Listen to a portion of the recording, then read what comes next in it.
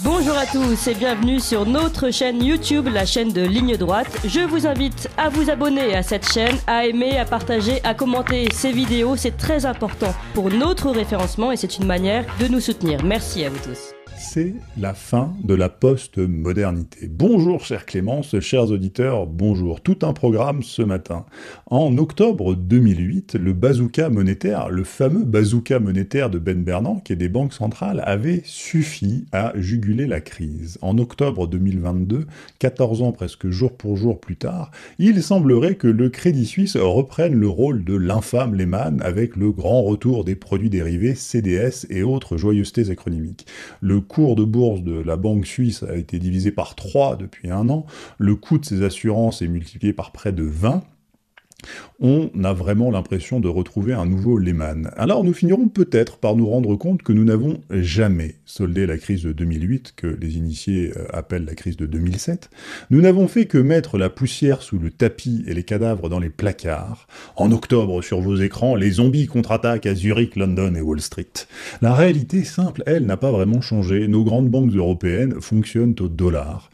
Des dollars qu'elles font semblant d'avoir grâce à la magie des produits dérivés et des entourloupes comptables, mais qu'elles n'ont pas plus qu'en 2008 finalement, car la BCE peut bien imprimer autant d'euros qu'elle veut, jamais un dollar ne sortira de ses presses. Or, nos banques n'ont jamais nettoyé leur dépendance au dollar de leur bilan. En 2022, elles dépendent encore furieusement de la charité américaine, qui n'a rien de gratuit, et qu'on peut plutôt appeler une laisse aujourd'hui. Allez demander aux Allemands ce qu'ils en pensent, surtout quand il s'agit de leur gaz.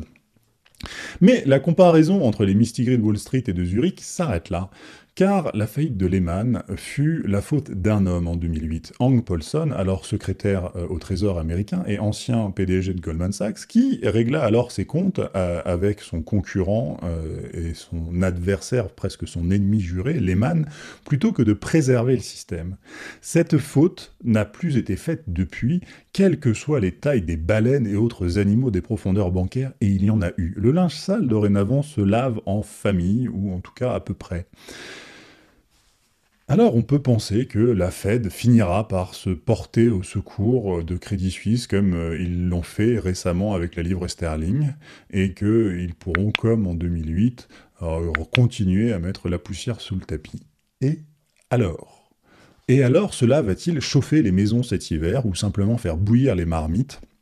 Non. Au contraire, la fiction monétaire de la Fed, des banques centrales et du système monétaire de manière générale se paye dorénavant comptant en inflation et en pénurie.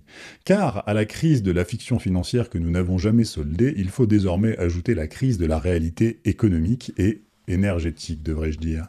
Nous apprenons par Reuters qu'EDF et le gouvernement français planchent eux-mêmes sur des coupures d'électricité jusqu'à 2 heures d'affilée cet hiver. Alors bien sûr, pas un mot dans nos grands médias, qui ne valent vraiment plus rien, faut-il le rappeler. Mais plus intéressant, nous apprenons que, certes, ces coupures ne concerneront pas les services essentiels, hôpitaux, pompiers, etc., mais qu'en revanche, les réseaux de téléphone seraient concernés par les coupures. Tout d'abord car Enedis n'a légalement pas le droit de favoriser des entreprises plutôt que d'autres, mais de manière beaucoup plus pragmatique parce qu'ils ne savent a priori pas différencier les antennes relais dans le maillage du réseau. Alors voilà, c'est ça la fin de la postmodernité.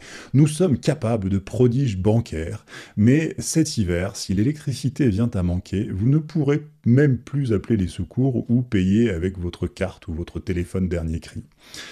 Pendant que ce gouvernement cherche à vous enfermer définitivement dans la fiction d'un euro numérique, d'une identité numérique, d'un pass numérique pour sauver un système depuis trop longtemps frelaté, il est temps de revenir au réel.